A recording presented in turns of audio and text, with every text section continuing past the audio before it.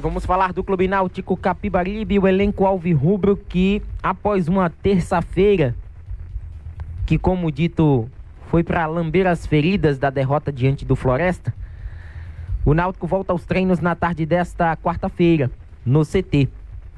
Inclusive, a programação do Náutico, ela acabou sendo divulgada pela assessoria de comunicação. Além do treino desta tarde, o Náutico volta às atividades nesta quinta-feira pela manhã, também no CT. Na sexta-feira pela manhã, um treinamento nos aflitos. E no sábado pela manhã, um treinamento mais uma vez no CT. E a viagem para Goiás acontece no sábado.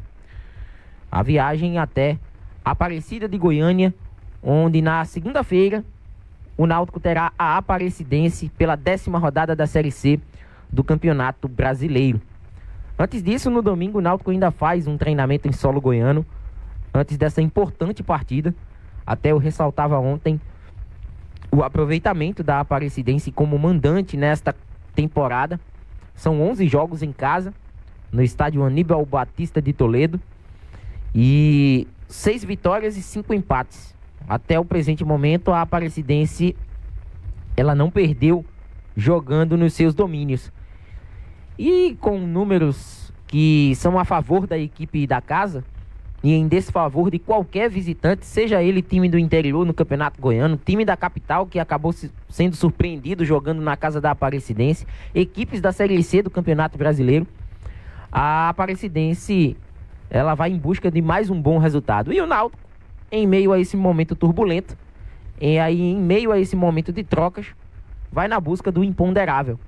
O futebol tem essas surpresas, de quem sabe uma equipe que não vem num momento tão bom, enfrentar uma que dentro de casa tem essa invencibilidade. O Náutico pode até, quem sabe, buscar um bom resultado, se bem que atualmente o torcedor não tem se apegado muito nessas coincidências do futebol, tendo em vista o baixo rendimento de sua equipe. O Náutico não conta mais com os serviços de 2 atletas. O experiente zagueiro Rafael Vaz, de 35 anos, e o meia Thiago Lopes não fazem mais parte do elenco alvirrubro. O desligamento aconteceu nesta terça-feira, após uma decisão da diretoria do Náutico. Rafael Vaz foi o primeiro contratado do Náutico para essa temporada 2024.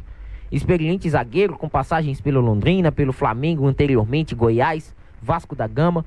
O jogador chegou com o status de liderança desse elenco. Não à toa fez 26 partidas como titular da equipe, dos 31 jogos do Náutico neste ano. E foi um dos líderes desse elenco, mas também um dos mais criticados pelas atuações abaixo. Então a diretoria resolveu por desligar o jogador na tarde de ontem. Inclusive o comunicado oficial já foi feito por parte da diretoria do Náutico. Ainda assim um comunicado oficial, mas com as tratativas já acertadas para o seu desligamento, o meia Thiago Lopes, que também foi outro bastante contestado pela sua contratação. Muito pela sua passagem apagada pelo Sport, o torcedor do Náutico, ele já tinha dúvidas sobre o rendimento de Thiago Lopes com a camisa do Náutico. E com isso, o jogador, ele deixa o clube. Foram 7 partidas disputadas pelo Timbu, com um gol marcado, que foi aquele gol na vitória diante do ABC, lá no Frasqueirão, pelo placar de 3-0. Até corroborando com a opinião do querido Marcelo de Moura, que é um dos colegas aí que sempre interagem com a gente no X, no antigo Twitter, ele perguntando se ao longo dos próximos dias teremos novas saídas. E provavelmente teremos. Teremos sim jogadores que vão deixar o Náutico.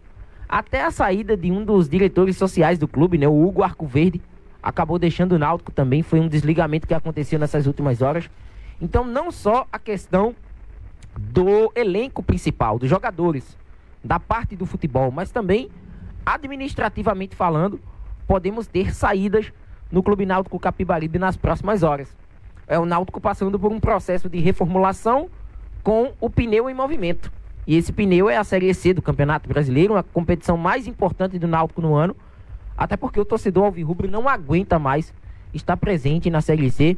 Foi assim em 2018, foi assim em 2019, 19 conseguiu acesso, aí disputou a Série B em 20, 21 e 22, 21 com aquela decepção de ter batido na trave, né, de um acesso que estava muito bem encaminhado, com uma equipe muito bem estruturada, e depois daquela derrota por Confiança lá atrás, daquele 4-0 que culminou em confusões, demissão de Hélio dos Anjos e queda de rendimento do Náutico naquele ano, que se sustentou em 2021 na Série B.